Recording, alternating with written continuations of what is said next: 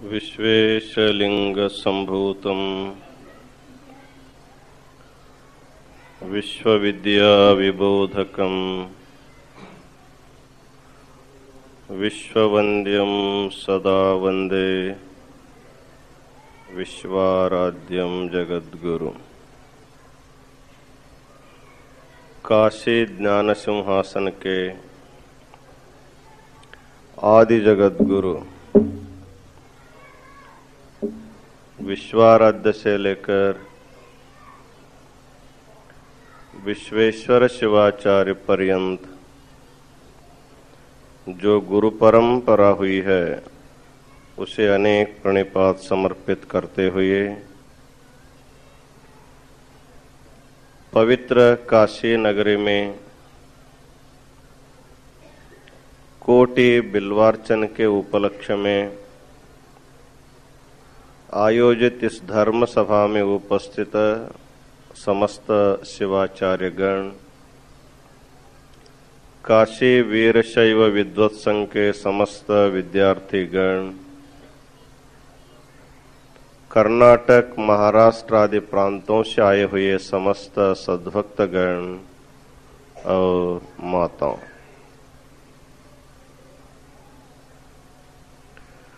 इस पवित्र काशी महाक्षेत्र में विश्व शांति के लिए कोटि बिल्वार्चन का कार्यक्रम प्रारंभ हो करके आज ठीक 1 मास पूरा होने जा रहा है। इस 1 मास पर्यंत कार्यक्रम में दूर दूर से भक्त लोग आए, पूजा में सम्मिलित हुए और महास्वामी जी का, काशी विश्वेश्वर अन्नपूर्णा जी का और विश्वनाथ स्वामी का कृपा प्राप्त करके वो लोग अपने गांव भी चले गए। अभी तक हम लोगों ने जब विचार किया तो 36 लाख बिल्वार्चना आज तक हो चुका है। तो 1 करोड़ बिल्वार्चना हमको करने में 3 महीने में 1 करोड़ से भी अधिक बिल्वार्चना हो जाएगा, इसमें कोई संदेह नहीं है। भगवान शिव का नाम अत्यंत पवित्र है और मंगलमय है। जो व्यक्ति शिव नाम का जप करता है और शिव का ध्यान करता है उसके जीवन में अशिव या अमंगल होता ही नहीं है। इसलिए सारे सृष्टि को मंगल प्रदान करने वाला, सारी प्रजा को सुख देने वाला और सबको समान दृष्टि से देखने वाला जो परब्रह्म परमात्मा है उसी को शिव नाम से संबोधित किया जाता है। भगवान शिव के अनंत नाम है, फिर भी शास्त्रकारों ने भगवान के 1000 नाम संग्रह किया है।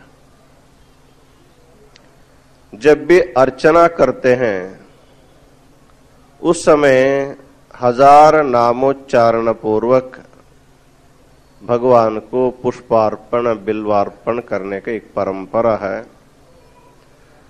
और अनेक प्रकार के यज्ञ होते हैं, उनमें अत्यंत सरल और प्रत्येक व्यक्ति उसमें भाग ले सके ऐसा जो यज्ञ उसी को जप यज्ञ कहा जाता है। गीता में भी भगवान ने कहा है कि यज्ञानाम जप यज्ञोस्मि। अन्य जो यज्ञ बहुत खर्चीले है, गरीब से गरीब आदमी उसको कर नहीं सकता है, तो प्रत्येक व्यक्ति जिसको कर सके, कोई अधिक खर्चा भी न लगे और अधिक पुण्य की प्राप्ति हो, ऐसा जो सुलभ यज्ञ है उसी को जप यज्ञ कहा जाता है। कोटि बिल्वार्चन भी जप यज्ञ का ही एक अंग उसको माना जाता है। जप यज्ञ में केवल भगवान का नामोच्चारण करते जाते हैं, केवल जप किया जाता है। इस कोटि बिल्वार्चन में भगवान को एक नाम जप करते हुए हम एक बिल्व दल को हम लोग अर्पण करते हैं। तो कहा गया है कि एक बिल्व दल भगवान के मस्तक पर अर्पण करने से कई करोड़ यज्ञ करने का जो फल है केवल एक बिल्वार्चन करने से भी वो प्राप्त हो जाता है। इसलिए अत्यंत सुलभ और प्रत्येक व्यक्ति के लिए साध्य होने के कारण और इसके माध्यम से हम प्रत्येक प्रांत के प्रत्येक भक्तों को एकत्र बुलाकर हम सब शिव भक्त है, हम शिव के आराधक है, अर्थात समस्त सृष्टि की कल्याणमयी कामना करने वाले हम लोग हैं। हम किसी के अहित के बारे में चिंतन करने वाले नहीं हैं। जो व्यक्ति दूसरों के बारे में अहित चिंतन करता है तो उसका ही पहला अहित हो जाता है। अतः हम लोगों को विश्व के कल्याण की भावना से, विश्व की मंगलमय भावना से इस यज्ञ को जब से हम लोगों ने प्रारंभ किया है तब से सुदूर प्रांतों से भक्त आ ही रहे हैं, अत्यधिक संख्या में आ रहे हैं और श्रद्धा से आप लोग भाग ले रहे हैं। आज श्रावण मास का पौर्णिमा है और सोमवार होने के कारण अधिक संख्या में भक्त लोग काशी आए हुए हैं और सोमवार, श्रावण मास तत्रापि पौर्णिमा, ये सभी जो योग प्राप्त हुआ उसमें भी कोटि बिल्वार्चन करने के एक अवसर जो प्राप्त हुआ है, एक प्रकार के इसको अलभ्य लाभ माना जाता है। इस पूजा समारंभ में आप लोग भाग लेते हुए दर्शन क्षेत्र में जो अत्यंत महत्वपूर्ण रखने वाला जो धर्म ग्रंथ है श्री सिद्धांत शिखामणि, इसके षटस्थल तत्वों के बारे में भी आप लोग सुनते जा रहे हैं। हम लोग इस षटस्थल में प्रसाद स्थलांतर्गत अवांतर स्थलों के बारे में विचार करते हुए कल हम लोगों ने लिंग महात्म्य स्थल के बारे में विचार किया। आज उसका अगला स्थल है जंगम महात्म्य स्थलम। आप लोग बार बार सुनते ही है, वीरशैव सिद्धांत में आराध्य तीन है, गुरु, लिंग और जंगम। सुनने में नाम तीन है, गुरु, लिंग, जंगम, तीन सुनते हैं लेकिन तीनों अलग अलग नहीं, तीनों एक ही है। जैसे एक बिल्व दल में तीन पत्ते होते हैं अलग अलग, फिर भी उसको एक बिल्वम शिवार्पण कहा जाता है। उसी प्रकार गुरु, लिंग, जंगम नामतः भिन्न दिखाई देने पर भी वो वस्तुतः तीनों एक ही तत्व का तीन रूप माना जाता है। जैसे आपको गुरु पर श्रद्धा करनी है, जैसे आप अपने इष्ट लिंग पर श्रद्धा करते हैं, उसी प्रकार जंगम पर भी आपको श्रद्धा करनी है। तो जंगम का स्वरूप क्या है, इसी को इस स्थल में बताया जाता है। कतहे जानन्त अतिशयाद्येतु शिवम विश्व प्रकाशकम स्वस्वरूपतया तेतु जंगमा इति कीर्तिता। जंगम शब्द की व्याख्या सिद्धांत शिखामणि में बहुत व्यापक दृष्टि से कहा गया। सामान्यतः जंगम शब्द का अर्थ हम लोग क्या लेते हैं, आप लोग बार बार उसका उच्चारण भी करते रहते हैं, स्थावर और जंगम। जब भी आप भाई भाइयों में बंटवारा होता है उस समय स्थावर आस्ति के बारे में और जंगम आस्ति के बारे में अब सोचते हैं, स्थावर आस्ति हमको इतना मिलना चाहिए, जंगम आस्ति हमको इतना मिलना चाहिए। स्थावर का अर्थ है जो अपने स्थान से कहीं इधर उधर जाता ही नहीं। जैसे आपका मकान है, आपके जमीन है, आपका बनाया दुकान है, एक कहीं जाते नहीं। आप लोग अपने मकान, दुकान, जमीन छोड़ करके यहाँ आए हैं, उसको ले करके नहीं आ सकते। क्योंकि उसको स्थावर कहा जाता है। वो जहां है वहीं रहेगा, वो 1 इंच भी इधर उधर हिलता नहीं है। लेकिन आप आते समय जंगम आस्तिक को लेकर आए, आपके पास पैसा है, उसको क्या कहते हैं, वो जंगम आस्ते हैं, उसको लेकर के कहीं पर भी जा सकते हैं। देश विदेश में जाने के लिए आपको जंगम आस्ती जो है आपको उपयोगी पड़ता है। लौकिक दृष्टि से जंगम शब्द को हम लोग क्या कहते हैं, एक स्थान से दूसरे स्थान तक हलचल करने वाला क्या वस्तु हो या प्राणी हो, उसको जंगम शब्द से कहा जाता है। लेकिन यहां पर जंगम शब्द का अर्थ है ज्ञानी महापुरुष। जानन्त्यतिशयाद्येतु शिवम विश्व प्रकाशकम स्वस्वरूपतया तेतु जंगमा इति कीर्तिताः। मनुष्य जन्म में आने के बाद मनुष्य को ज्ञान का जन्म मानता है, और जितने भी जन्म है वो केवल भोग जन्म है, खाने के लिए, पीने के लिए और आराम करने के लिए उनका जन्म हुआ है। लेकिन मनुष्य का जन्म केवल खा पी कर जाने के लिए नहीं है, अपने जीवन में कुछ उनको जानना चाहिए। इसलिए हम अपने बच्चों को स्कूल में डालते हैं। आपके घर में पशु भी बछड़ा देते हैं, गाय भैंस वगैरह, उसको स्कूल में कहीं जा करके नाम दर्ज कराते हैं क्या? हमारा गाय को बछड़ा हुआ है, उसको पहली कक्षा में आपको प्रवेश कराना है। पशु पक्षी जितने भी कृमि कीट पतंग आदि जो हीन योनि है, उसको अधिक ज्ञान की कोई जरूरत नहीं है। उसको जो स्वाभाविक ज्ञान है उसी से वो परिपूर्ण है। क्या खाना चाहिए, कितना खाना चाहिए, कहाँ रहना चाहिए, इसके बारे में पशु जो ज्ञान पाए हुए हैं उसमें उनका ज्ञान जो है परिपूर्ण ज्ञान है। कभी कभी मनुष्य उसमें फेल हो जाता है, लेकिन पशु पक्षी कभी उसमें फेल नहीं होते। लेकिन मनुष्य के लिए एक ज्ञान पाना अधिक माना जाता है, क्योंकि सभी जीव जंतुओं में परमात्मा को जानने का सामर्थ्य केवल मनुष्य को दिया गया है। इसलिए कहते हैं दुर्लभम मानुषम जन्म। सभी प्रकार के जन्म हमको मिल सकते, लेकिन मानव जन्म मिलना बहुत मुश्किल है।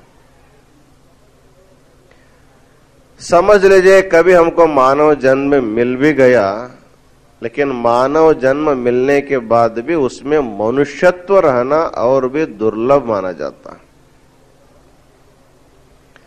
मनुष्य के जैसे दिखाई देना अलग है और मनुष्यत्व से युक्त होना अलग बात है।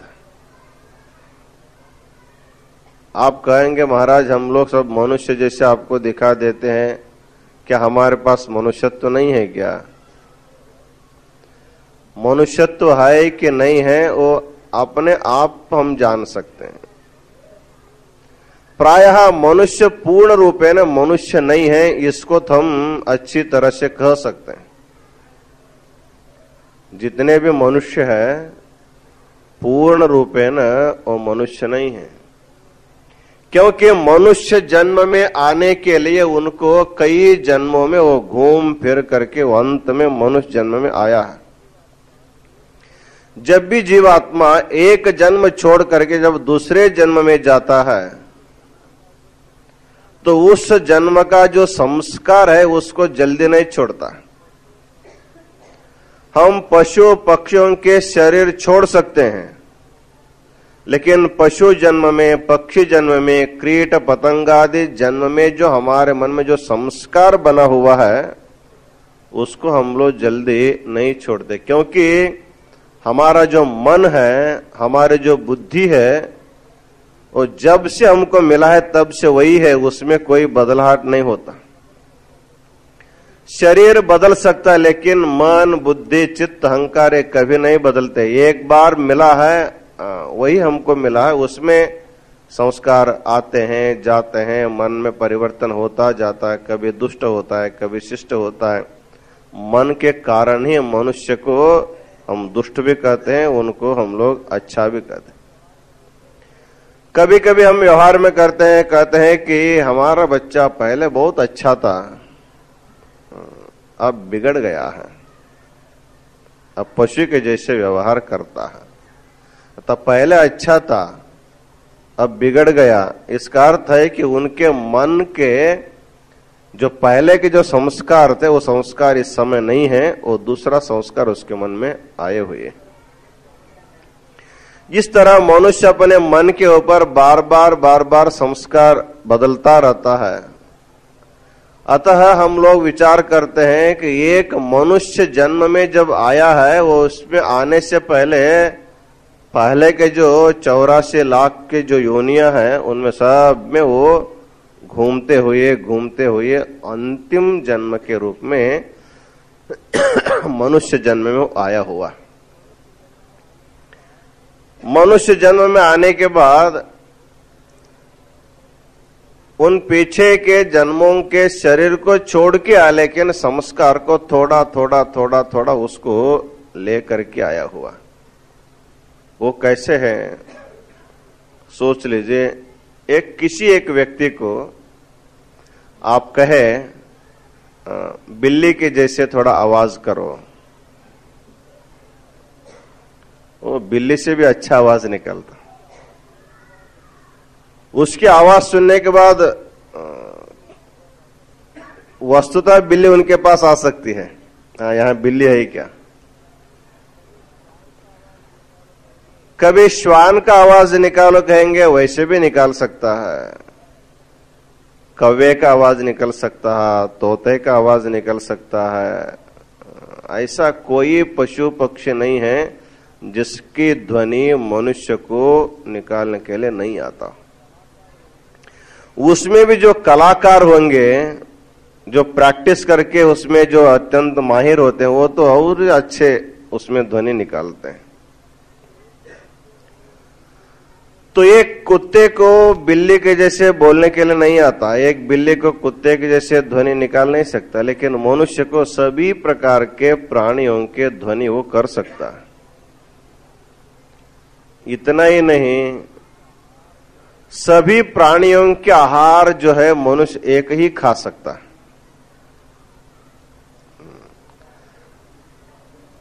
संसार में कुछ प्राणी मांसाहारी है, कुछ प्राणी शाकाहारी है। तो शाकाहारी प्राणी के सामने मांस रखने पर वो मांस कभी नहीं खाता, और मांसाहारी प्राणी के सामने आप ज्वार गेहूं रखेंगे तो वो कभी खाता नहीं। उपवास ही मर जाएगा लेकिन खाता नहीं है। लेकिन मनुष्य एक ऐसा प्राणी है, उसके सामने कुछ भी रखो उसको छोड़ता ही नहीं। छोड़ेगा तो मनुष्य नहीं, छोड़ता नहीं। इसलिए मनुष्य का आहार क्या है, इसके बारे में बहुत लोगों ने विचार करके इसको सर्वाहारी कहा है। मनुष्य सर्वाहारी अर्थात सब कुछ खाता है। वस्तुतः मनुष्य शाकाहारी है। मनुष्य प्रकृतितः वो मांसाहारी नहीं है, क्योंकि शास्त्रकारों ने इसके ऊपर विचार किया है। जो प्राणी जीभ से पानी पीते हैं वो सभी मांसाहारी होते हैं, जो प्राणी ओठों से पानी पीते हैं वो सभी प्राणी शाकाहारी होते। एक सर्वसाधारण एक नियम बन गया, जैसे गाय भैंस ये सभी ओठों से पानी पीते हैं, कुत्ते बिल्ली ये सब जो है जीभ से पानी पीने वाले, वाघ वगैरह। तो मनुष्य जब ओठों से पानी पीता है और इनके दांतों के जो बनावटी जो है, रचना जो है, वो मांस भक्षण करने की जैसा नहीं है। आप सर्प का दांत देख सकते हैं और व्याघ्र का दांत देख सकते हैं, कुत्ते बिल्ली के दांत आप लोग देख सकते हैं, उनके जीभ आप देख सकते हैं। बहुत लंबा चौड़ा जीव रहता है और दांत भी ऐसे रहते हैं जो मांस खाने योग्य रहता है। और उनकी जो जठराग्नि जो है, उनके जो शरीर की रचना है, मांस को पचाने का सामर्थ्य उसमें रखा है भगवान। लेकिन मनुष्य जबरदस्ती मांस खाता है, उसको पचता नहीं है। तो कोई व्यक्ति जब अस्वस्थ हो जाता है, जब उनके शरीर में खून कम पड़ती है, तो कभी कभी किसी का खून लेकर के उनके शरीर में डालना पड़ता है। उस समय किसी का खून किसी को नहीं डालते हैं, उसमें भी ग्रुप का परीक्षण करते हैं। जो उस ग्रुप के साथ वो मिल जाए, मेल हो जाए, उसी को खून जो उसको चढ़ाते हैं। लेकिन मनुष्य जब मांस खाता है तो सोचता नहीं कि मेरे ग्रुप का इसमें मेल खाता है कि नहीं खाता। जब इतना सूक्ष्म है, वैद्य लोग इसके बारे में विचार करके किसका खून किसके शरीर में जाने के बाद वो स्वस्थ रह सकते, इसके बारे में बहुत विचार करके बहुत शुद्ध से उसको खून चढ़ाते हैं। लेकिन मनुष्य किसी प्राणी का भी मांस, किसी प्राणी का जो है कैसे भी खा सकता है।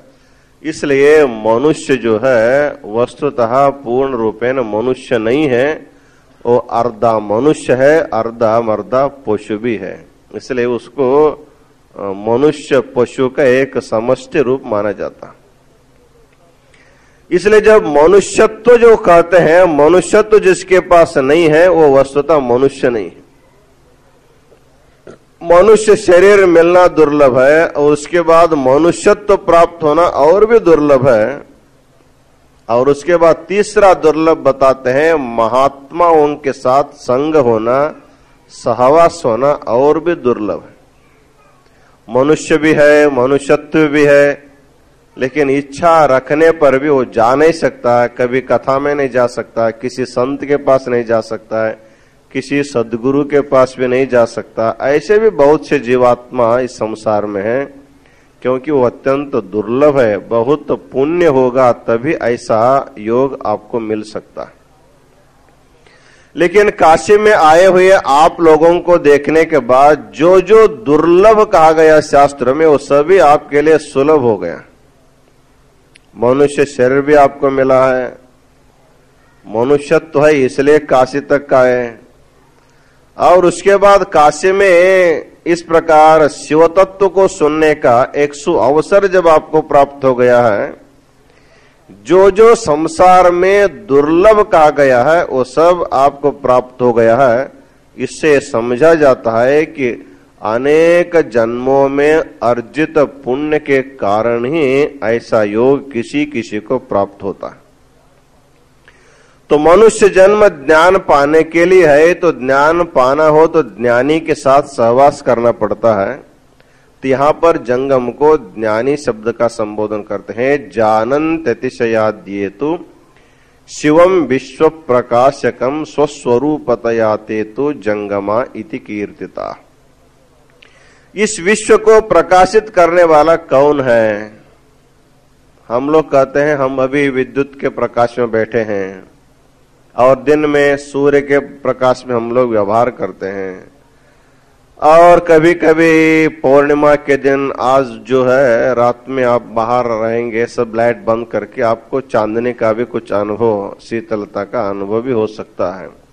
तो चंद्रमा का प्रकाश से हम लोग व्यवहार करते हैं, सूर्य के प्रकाश से हम लोग व्यवहार करते हैं, दीपक के प्रकाश से व्यवहार करते हैं, विद्युत दीपों के दीपक में हम लोग व्यवहार करते हैं। तो प्रपंच को प्रकाश देने वाले इतने सभी सामग्री हमारे सामने दिखाई देते हैं। लेकिन जो भी जिसको भी सूर्य चंद्र दीप हम लोग कहते हैं, इनका भी प्रकाश कभी न कभी लुप्त हो जाता है। लेकिन एक प्रकाश ऐसा है वो कभी भी लुप्त नहीं होता, उसको स्वयं प्रकाश कहा जाता है। तो वही भगवान शिव का प्रकाश ही उसको स्वयं प्रकाश कहते हैं। आप कह सकते हैं महाराज जी उसका अनुभव तो हमको कभी होता ही नहीं है। यदि उस प्रकार का प्रकाश हो तो हमारे अनुभव में आना चाहिए। लेकिन भगवान आपके अनुभव में आने के लिए एक अवस्था आपको दिया है, उसका नाम है स्वप्नावस्था। तो अत्रायम पुरुषः स्वयं ज्योति उपनिषद का एक मंत्र है। प्रत्येक व्यक्ति को भगवान के स्वयं प्रकाश का अनुभव प्रतिदिन होता है, लेकिन उसका परिज्ञान जीवात्मा को नहीं है। जैसे दिन में आप सूर्य के प्रकाश में व्यवहार करते हैं, रात में कभी चंद्रमा के प्रकाश में, कभी दीपक के प्रकाश में व्यवहार करते हैं। जब आप लोग सो जाते हैं सब लाइट बंद कर देते हैं। कोई कोई जीरो लाइट लगा करके वो सो जाता होगा। जब आप अपना आंख बंद करेंगे तो लाइट हो या न हो दोनों बराबर ही है, अंधेरा अंधेरा हो जाता है। सभी लाइट बंद करके, आंख बंद करके, ठंडी का दिन हो तो एक एक दो दो रजाई ओढ़ करके जब सो जाते हैं तो अंधेरा ही अंधेरा, तो वहां कुछ प्रकाश नहीं है। फिर भी जब आपको उस अवस्था में कोई स्वप्न पड़ता है, उस स्वप्न में भी जैसे जागृत में आप लोग व्यवहार करते हैं उसी प्रकार स्वप्न में भी मनुष्य व्यवहार करता है। वहां भी जाता है, आता है, लेता है, देता है, खाता है, पीता है, सब व्यवहार उसमें भी होता है। तो शास्त्रकारों ने कहा है कि स्वप्न में भी सुख दुख जीवात्मा को होता है, जागृत में भी सुख दुख जीवात्मा को होता है। तो ये क्यों दो भगवान क्यों किया है? स्वप्नावस्था को क्यों दिया है? केवल जागृत और सुषुप्ति दोनों अवस्था दिए होते अच्छा होता था, क्योंकि सुख दुख भोगने के लिए जागृत अवस्था और आनंद भोगने के लिए सुषुप्ति अवस्था, इसको छोड़ करके बीच में ये स्वप्नावस्था क्यों आया? इसके बारे में शास्त्रकारों ने विचार किया है। मनुष्य अपने जीवन में जब भी कुछ पुण्य या पाप करता है, कुछ पुण्य जानते हुए पुण्य करता है, कुछ पुण्य न जानते हुए करता है। कुछ पाप जानते हुए पाप करता है, कुछ पाप अनजान में पाप हो जाते हैं। जो भी जानबूझ करके पुण्य पाप होते हैं उसके फल को हम लोगों को जागृत अवस्था में भोगना पड़ता है। जागृत अवस्था में जो भी सुख हमको मिलेगा तो उसको समझना चाहिए कि हमारा ज्ञानावस्था में हुआ जो पुण्य है उसका फल है। और जागृत अवस्था में जो भी हमारे शरीर को, मन को जो क्लेश या दुख होता है तो समझना चाहिए हम अपने जानबूझ करके किए हुए पाप का फल ही हमको जागृत अवस्था में दुख के रूप में हमको भोगना पड़ता है। जब आप अनजान में कुछ पुण्य करते हैं, अनजान में कुछ पाप कर देते हैं, उसके फल को भोगने के लिए जीवात्मा को स्वप्नावस्था दिया है। अर्थात स्वप्नावस्था में जो सुख है अनजान में किए हुए पुण्य का फल है, और स्वप्नावस्था में जो दुख होता है वो अनजान में किए हुए पाप का उसको फल माना जाता है। जब भी मनुष्य को व्यवहार करना है तो उसको प्रकाश की आवश्यकता है। आप लोग बहुत देर तक अंधेरे में बैठ नहीं सकते। जैसे ये जो विद्युत दीप है, ये कब आते हैं कब जाते हैं इसका कोई पता नहीं है। इसलिए आप लोग जो है दूसरी व्यवस्था करके रखे रहते हैं, चाहे दीपक लगाते हैं, चाहे लाइटर हो, कोई भी आप लोग लगा के रखे रहते हैं।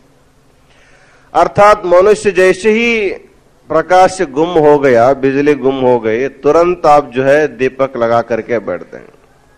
चलो जब आएगा तब देखा जाए करके अंधेरे में आप नहीं बैठते, क्योंकि अंधकार जो है वो हमको सहन नहीं होता है। तुरंत हमको प्रकाश की आवश्यकता है। जब हम व्यवहार करते हैं तो प्रकाश चाहिए। उसी प्रकार स्वप्नावस्था में जीवात्मा जब व्यवहार कर रहा है तो वहां किसका प्रकाश है? न तत्र सूर्यो भाति न चंद्र तारकम नेमा विद्युतो भांति कुतोयम अग्नि। कहते हैं वहां सूर्य का प्रकाश नहीं है। चाहे आप दिन में सो रहे हो, चाहे रात में सो रहे हो, दिन में सोते हो तो भी आप आंख बंद करके जब सो रहे हैं तो आपके लिए अंधारा ही है, आपको सूर्य का प्रकाश का यहां कोई उपयोग नहीं पड़ता। इसलिए न तत्र सूर्यो भाति न चंद्र तारकम नेमा विद्युतो भांति कुतोयम अग्नि। स्वप्नावस्था में न सूर्य का प्रकाश है, न चंद्र का प्रकाश है, न नक्षत्रों का प्रकाश है, न विद्युत दीप का प्रकाश है, न अग्नि का प्रकाश है, फिर भी प्रकाश है। तो किसका प्रकाश है? तो ही आपके अंदर परमात्मा जो आत्म रूप में बैठा हुआ है, तो उसी के प्रकाश में हम लोग स्वप्न का व्यवहार करते हैं। तो बहुत समय तक हम स्वप्न देखते हैं, लेकिन उठने के बाद किसके प्रकाश में हम लोगों ने स्वप्न देखा, इसके बारे में हम लोग विचार नहीं करते। अपने आत्म प्रकाश में व्यवहार करने पर भी आत्मा प्रकाश रूप है, परमात्मा प्रकाश रूप है, इसका भान नहीं होता। इसलिए कहा जाता है कि यद भाषा भासते विश्वम, परमात्मा के प्रकाश को लेकर के सूर्य प्रकाश दे रहा है, और परमात्मा का ही प्रकाश लेकर के चंद्र नक्षत्र सब प्रकाश दे रहे हैं। वस्तुतः जिसको भी हम स्वयं, वस्तुतः स्वयं प्रकाश नहीं है, वो किसी का प्रकाश लेकर के स्वयं प्रकाशित रूप होकर के हमको दिखाई देते हैं। उसको थोड़ा सा आपको अनुभव का एक दृष्टांत बताना हो, आप कभी कभी सिनेमा देखने जाते हैं। अब घर में सिनेमा आ गया तो इसलिए कभी कभी जाते हैं। तो सिनेमा हॉल में जब आप लोग जाते हैं, पहले सभी तरफ लाइट जलता रहता है, क्योंकि आप जा करके अपने कुर्सी पर ठीक ठाक बैठ जाएं। पहले जैसे ही सिनेमा शुरू होता है तब सभी लाइट बंद कर देते, सब तरफ अंधारा अंधारा अंधकार हो जाता है। आपके पीछे से कोई एक प्रकाश आता है और उसके पर्दे पर आपको चित्र दिखाई देने लगते हैं। चित्र में एक गांव है, गांव में लोग सोए हुए हैं, रात का समय है, और उस समय जब सूर्योदय हो जाता है गांव के सभी लोग उठ जाते हैं, अपने अपने काम में लग जाते हैं। सिनेमा आप लोग देखते हैं तो पर्दे में सूर्य का जो उदय हुआ है, उस सूर्य के द्वारा वहां प्रकाश हुआ है, ऐसा हम लोग सोचते हैं। लेकिन पर्दे में उदित जो सूर्य है उसके प्रकाश से उस गांव में प्रकाश नहीं है। इधर प्रोजेक्ट से जो प्रकाश जा रहा है उसी के द्वारा वो सूर्य भी प्रकाशित है, और उसी के द्वारा गांव में सब प्रकाशित हुआ है। इधर यदि प्रोजेक्ट का प्रकाश बंद कर देंगे, उधर चित्र भी नहीं रहेगा, उधर सूर्य भी नहीं रहेगा, और सूर्य का प्रकाश भी नहीं रह सकता। इसको हम लोग जो है अनुभव से उसको पहचान सकते हैं। उसी प्रकार ये सारी सृष्टि जो है एक प्रकार का चित्र मंदिर है, और उसी में हम लोग नाना प्रकार के चित्र है। सिद्धांत शिखामणि का जो पहला श्लोक है वो इसी का वर्णन करता, त्रैलोक्य संपदा लेख्य समुल्लेखन भित्तये सच्चिदानंद रूपाय शिवाय ब्रह्मणे नमः। वो परशिव ब्रह्म परमात्मा कैसा है, जैसे इस दीवार पर कुछ चित्र लगे हुए हैं, तो चित्र तो क्या है, उसमें केवल जो है कागज है, उसमें नाना प्रकार के रंग है, और रंग का अनेक प्रकार के उसका एक चित्रकार उस ढंग से रखने से हमको चित्र दिखाई देता है। जैसे एक चित्र के लिए कागज या दीवार उसका आधार बनता है, उसी प्रकार ये सारी सृष्टि के लिए परब्रह्म परमात्मा जो है वो एक आधार भित्ति है, और उसमें चित्र का भी आधार है, और चित्र को वह स्वयं प्रकाशित भी करता है। इसलिए हम जब भी प्रपंच को देखते हैं परमात्मा के प्रकाश में ही प्रपंच को देखते हैं, और जब परमात्मा को भी देखना होता है तो परमात्मा के ही प्रकाश में हम परमात्मा को देखते हैं। लौकिक ढंग से विचार किया जाए, जब आकाश में सूर्य का उदय होता है तो सूर्य को देखने के लिए आप क्या कंदील ले करके देखते हैं क्या? बैटरी लेकर के कंदील लेकर के सूर्य को नहीं देखते हैं। सूर्य को देखने के लिए सूर्य के प्रकाश से ही सूर्य को हम लोग देखते हैं। और कभी कभी बारिश के दिनों में बड़े बड़े घने मेघ जो होते हैं वो आकर के सूर्य भगवान को छा देते हैं, उसको छिपा देते हैं। हम लोग क्या कहते हैं, देखिए बहुत काले काले बादल आ गए, और सूर्य भी दिखाई नहीं दे रहा है। तो सूर्य को छाए हुए काले जो बादल है उसको किसके प्रकाश में आप देख रहे हैं? सूर्य तो छिप गया है, इस समय आप बादल देख रहे हैं। कहते हैं कि सूर्य दिखाई नहीं देता है, काले बादल छा गए आकाश में, तो उसको देखने के लिए और दूसरा प्रकाश के आप देख नहीं रहे। सूर्य जो छिपा हुआ सूर्य है उसी के प्रकाश से आप बादल को भी देखते हैं। तो उसी प्रकार इस सारे सृष्टि को प्रकाशित करने वाला वही शिव परमात्मा ही है। तो उसी प्रपंच को प्रकाशित करने वाला परमात्मा को जो जानता है उसी को यहां पर जंगम शब्द से संबोधित किया गया। जानन्त अतिशयाद्येतु शिवम विश्व प्रकाशकम, विश्व प्रकाशकम शिवम यो आत्मस्वरूपेण जानाति, संपूर्ण विश्व को प्रकाशित करने वाला उस परशिव को अपने आत्मा के रूप में जो जानता है उसी को जंगम शब्द से संबोधित किया जाता है। अर्थात जंगम शब्द का अर्थ है शिवज्ञान संपन्न जो शिवयोगी है उसी को यहाँ पर जंगम शब्द से संबोधित किया जाता है। जंगम के पास कोई दूसरी संपत्ति नहीं है, उनके पास केवल ज्ञान संपत्ति रहती है।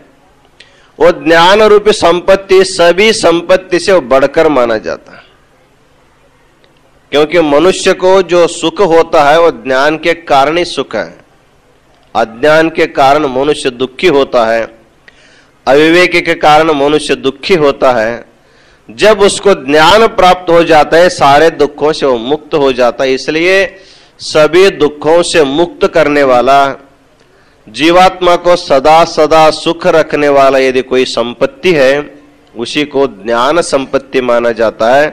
इसलिए ज्ञान संपत्ति विशिष्ट जो जंगम है उसको अत्यधिक श्रीमंत माना जाता है, अत्यधिक श्रेष्ठ धनी उसको माना जाता है। संसार में बड़े बड़े धनिक लोग भी उनके पास ज्ञानार्जन के लिए जाते हैं, इसलिए ज्ञान रूपी संपत्ति सबसे श्रेष्ठ माना जाता है। उस श्रेष्ठ संपत्ति को पाया हुआ जो शिवयोगी है वो इस विश्व में सबसे पूज्य माना जाता है। उसको आगे कहते हैं ये पश्यन्ति जगज्जालम चिद्रूपम शिवयोगतः निर्दूत मल संस्पर्शा ते स्मृता शिवयोगिनः। अपने शिवयोग के द्वारा संपूर्ण मल को निवृत्त करके संपूर्ण विश्व को शिव स्वरूप में वो देखते रहते हैं। हम अपने सामने शिव आने पर भी हम उसको शिव समझ नहीं सकते हैं, लेकिन वो विश्व में रहने वाले प्रत्येक कण कण को शिव दृष्टि से, शिव भावना से देखने का एक सामर्थ्य उनको प्राप्त हो जाता। जैसे दृष्टि है वैसे सृष्टि होती है। प्रपंच कैसा है, क्या सुख रूप है, क्या दुख रूप है, क्या अनुकूल है, क्या प्रतिकूल, ऐसे विचार करने पर कोई वस्तु किसी को अनुकूल होता है, कोई वस्तु किसी को प्रतिकूल होता है। जैसे आप अपने घर में रोज झाड़ू लगाते हैं, झाड़ू लगाने से क्या निकलता है? कचरा निकलता है। और कचरा को क्या आप घर में रखते हैं? नहीं, उसको जा करके आप रास्ते में फेंक देते हैं, या तो कचरा कुंडी में जा करके आप लोग उसको डाल देते हैं।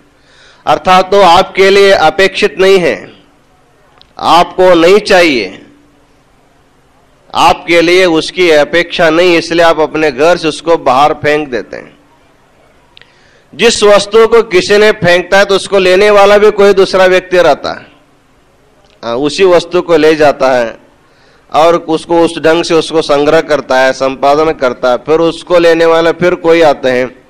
इसको देखने के बाद ऐसा लगता है प्रपंच में अनावश्यक वस्तु ऐसा एक भी वस्तु नहीं है, सभी वस्तु हमारे उपयोग में आते हैं, लेकिन सभी वस्तु सभी के उपयोग में नहीं आते। एक वस्तु एक व्यक्ति के उपयोग में आते हैं तो दूसरा वस्तु दूसरे। तो यहां पर जो शिवयोगी है, शिवयोगी वस्तुओं को वस्तु के रूप में नहीं देखता है, इसलिए वो किसी की अपेक्षा भी नहीं करता है, और किसी को अपने से दूर भी नहीं करता। उनके मन में न राग रहता है, न उनके मन में द्वेष रहता है। जब भी हमारे मन में अनुकूल प्रवृत्ति होती है तो हमारे मन में राग उत्पन्न होता है। जब प्रतिकूल प्रवृत्ति हो जाती है तो हमारे मन में द्वेष उत्पन्न होता है। संसार में यदि दो व्यक्ति एकत्र रहते हैं, या तो दोनों में राग होता है या तो दोनों में द्वेष हो जाता है। पहले पहले राग रहता है, बाद में धीरे धीरे वही जो है द्वेष के रूप में परिवर्तित हो जाता है। क्योंकि दो स्वार्थी व्यक्ति एक जगह जब रहेंगे तो ये जो चाहता है वो वही भी उसको भी चाहने लगेगा। एक वस्तु के प्रति दो व्यक्तियों के मन में जब चाह निर्माण हो जाएगी तो दोनों में झगड़ा अवश्य उसमें हो ही जाता है। इसलिए संसार में रहने वाले लोगों में अधिक समय तक स्नेह देखना बहुत मुश्किल होता है। भाई भाइयों में झगड़ा होता है, पिता पुत्र में झगड़ा होता है, पति पत्नी में झगड़ा होता है। ये तो संसार में चलता है। इसका कारण क्या है? इसका कारण है हमारे मन में जब तक अनुकूल भावना है तब तक वह व्यक्ति हमारे लिए प्रिय लगता है, और जिस दिन वह व्यक्ति हमारे लिए प्रतिकूल लगेगा उस दिन से हमारे लिए वो द्वेषी बन जाता है। तो शिवयोगी के मन में न किसी के प्रति राग रहता है, न किसी के प्रति द्वेष रहता है। इसीलिए वह किसी को अपने अत्यंत अनुकूल मानता है, न किसी को अपने से प्रतिकूल मानता है। इस प्रकार राग द्वेष से मुक्त हो जाने के कारण सारी सृष्टि को शिवमय देखता है। अतः कहा गया है कि यथा दृष्टि ही तथा सृष्टि। सृष्टि कैसी है? जैसे आप लोग देखते हैं वैसे सृष्टि है। आप यदि चश्मा डालते हो तो उसमें कुछ रंगीन चश्मा डालेंगे तो जिस रंग का चश्मा आप पहनते हैं सभी वस्तु उसी रंग में दिखाई देते हैं। छोटेपन में बच्चों को चश्मा, बड़े लोग जब चश्मा लगाते हैं तो बच्चों की भी इच्छा हो जाती है कि हम भी चश्मा क्यों लगाएं। लेकिन बच्चे नहीं जानते हैं कि हमारे माता पिता की आंखें खराब हो गई इसलिए चश्मा लगाते हैं। लेकिन बच्चे सोचते हैं कि ये भी शो कर रहे हैं तो हमको भी शो करना चाहिए, तो रोते हैं हमको भी चश्मा चाहिए, हमको भी चश्मा चाहिए। तब आप जा करके दुकान में जा करके बच्चों के लिए वो कागज का चश्मा ले आते हैं, कभी पीले कागज का, कभी लाल कागज का चश्मा डाल करके हाँ इसको लगाओ। अर्थात वो चश्मा डालने पर भी आंख में कुछ खराबी नहीं आएगी और चश्मा डालने का हौस भी उसका पूरा हो जाएगा। तो बच्चे जिस रंग के कागज का चश्मा आंखों पर लगाते हैं उसी रंग में संसार के सभी वस्तु दिखाई देते हैं। लेकिन वस्तु उस रंग का नहीं रहता, चश्मा हमारा उस रंग का, इसलिए हमको वैसे दिखा देता है। तो संसार में रहने वाले कोई व्यक्ति खराब नहीं है, कोई व्यक्ति अयोग्य नहीं है, कोई व्यक्ति निरुपयुक्त नहीं है। तो योजकः तत्र दुर्लभः। कहा जाता है कि संसार में एक तिनका भी अनावश्यक नहीं है, एक कागज का टुकड़ा भी अनावश्यक नहीं है, सब उपयोग में पड़ने वाला। लेकिन उसको उपयोग करने की बुद्धि चाहिए, और जिस वस्तु को जहां रखना चाहिए उसकी बुद्धि रहेगी वो सभी का उपयोग कर सकता है। बुद्धि नहीं रहने वाला व्यक्ति किसी को दूर करता है, किसी को नजदीक करता है। तो इसी में अनुकूल प्रतिकूल से उनके मन में राग द्वेष उत्पन्न हो जाते हैं। लेकिन शिवयोगी की दृष्टि वो अनुकूल प्रतिकूल आत्मक नहीं रहती है, उनकी दृष्टि सर्वत्र शिवमय दृष्टि होती है। सभी वस्तुओं को, सभी व्यक्तियों को शिवरूप में वो देखते हैं, क्योंकि उनकी दृष्टि शिवमय हो गई है, इसलिए सबको शिवमय देखता है। दृष्टि बदल गई तो सृष्टि बदल जाती है, दृष्टि नहीं बदली तो सृष्टि नहीं बदलते हैं। इसलिए अपने माया मोह से मुक्त हो जाने के कारण शिवयोगी की दृष्टि शिवमय दृष्टि हो गई है, इसलिए उसको सर्वत्र शिव का ही अनुभव होने लगता है। फिर आगे बताते हैं, जितकाम जितक्रोध मोह ग्रंथि विभेदिनः समलोष्टास्म कनका साधवः शिवयोगिनः समा शत्रौ च मित्रे च साक्षात्कृत शिवात्मकाः निस्पृहा निरहंकारा वर्तन्ते शिवयोगिनः। तो शिवयोगी की दृष्टि के बारे में बताते हुए कहते हैं कि वो उनकी दृष्टि समदृष्टि हो जाती है। समलोष्टास्म कांचनः, ये मिट्टी है यह सोना है, इस प्रकार भेद भाव से वो लोग देखते नहीं हैं, सबको समान रूप से देखने की प्रवृत्ति रहती है। तो क्या मिट्टी को सोने को समान रूप से देखने वालों को अच्छा माना जाता है? मिट्टी का कीमत क्या है, सोने का कीमत क्या है, चांदी का कीमत क्या है, इतना विवेक नहीं है तो उनको बुद्धि कैसी अच्छी मानी जाएगी। तो कहते हैं जब हमारे मन में किसी वस्तु के प्रति चाह उत्पन्न हो जाएगी, इच्छा उत्पन्न हो जाएगी, तभी हम उसके प्रति आकृष्ट होते हैं।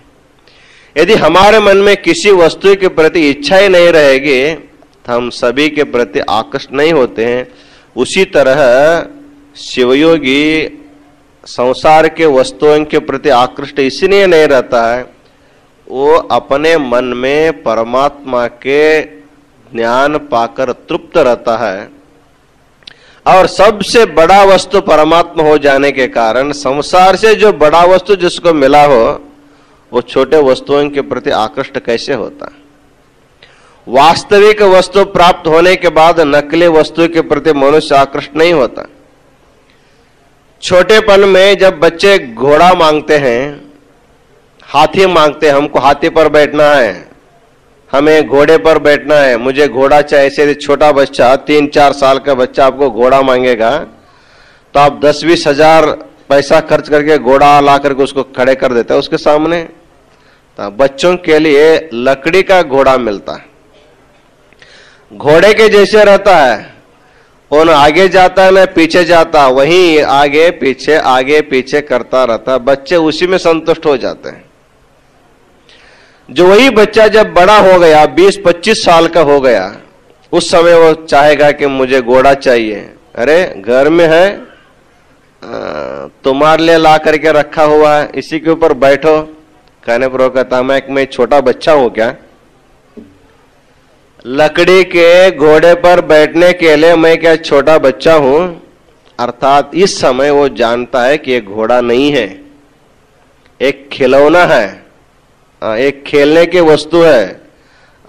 बचपन में मुझे समाधान करने के लिए इसको दिया गया था, वस्तुतः घोड़ा नहीं। जब वो जानता है उस समय उसको कितने भी सुंदर लकड़ी का घोड़ा देने पर भी उस घोड़े पर वो नहीं बैठ सकते, उसको वस्तुतः असली घोड़ा ही चाहिए। उसी तरह जब जीवात्मा संसार में पहले परमात्मा का वस्तुतः ज्ञान नहीं रहता है, सुख सागर आनंद सागर रूपी परमात्मा का ज्ञान जब तक इनको नहीं रहता तब तक इनको चाहिए स्पर्श सुख चाहिए, रस सुख चाहिए, गंध सुख चाहिए। जब सभी सुखों का सुखरूप परमात्मा का जब उसको सुख अनुभव होने लगता है, किसी वस्तु की अपेक्षा के बिना केवल आत्मानंद में तृप्त होने का सामर्थ्य जब शिवयोगी को प्राप्त हो जाता है, तब उनकी बुद्धि शब्द के प्रति, स्पर्श के प्रति, रूप के प्रति, रस के प्रति उनके मन में आकर्ष भावना निर्माण नहीं होती। इसलिए वो समलोष्टास्म कांचन है। सोना हो मिट्टी हो उनके लिए कोई सब बराबर है, क्योंकि इच्छा नहीं है तो सब बराबर है। जब इच्छा रहेगी, हाँ सोने का दाम क्या है, मिट्टी का दाम क्या, इसके बारे में वो फर्क कर सकता है। इसलिए शिवयोगी की दृष्टि समदृष्टि होने के कारण उसको संपूर्ण शिवज्ञानी माना जाता, उसको संतृप्त व्यक्ति माना जाता है। उसी के आगे बताते हैं दुर्लभम शिवज्ञानम दुर्लभम शिवचिंतनम येषाम एतद्वयम् चास्ति ते साक्षात शिवात्मका। कहते हैं इस संसार में दुर्लभ क्या है?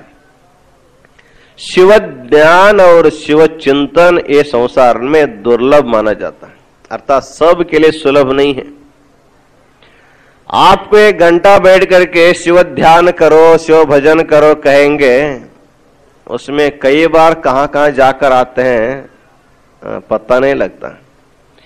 यदि दो व्यक्ति बैठ करके कुछ गपशप करते बैठो कहेंगे तो आप कहीं जाते नहीं, वहीं बैठे रहते हैं, आपका चित्त विचलित नहीं होता।